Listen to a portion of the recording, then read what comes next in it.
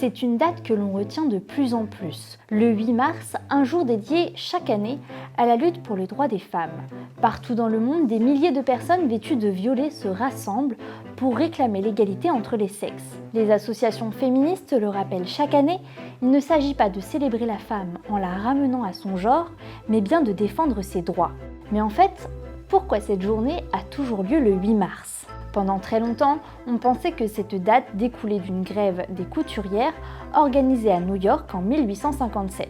Un événement qui en réalité n'aurait jamais eu lieu, selon plusieurs historiennes qui ont travaillé sur le sujet. Au début du XXe siècle, plusieurs initiatives pour une journée de la femme voient le jour aux États-Unis et en Europe. Le 8 mars 1917, des ouvrières manifestent à Saint-Pétersbourg. Cette grève marque le début de la révolution bolchevique. Le 8 mars 1917 va donc marquer l'histoire du pays et sera ensuite célébré chaque année en URSS.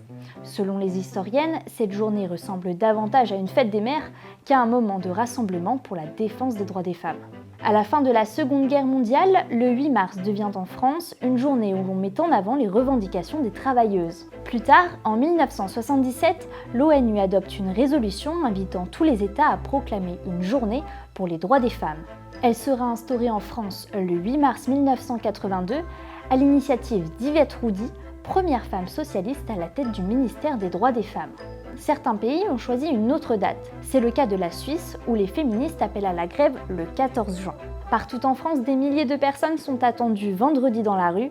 Elles seront invitées à réfléchir au sujet de l'investissement financier pour l'égalité des sexes, thème fixé par l'ONU pour cette édition 2024.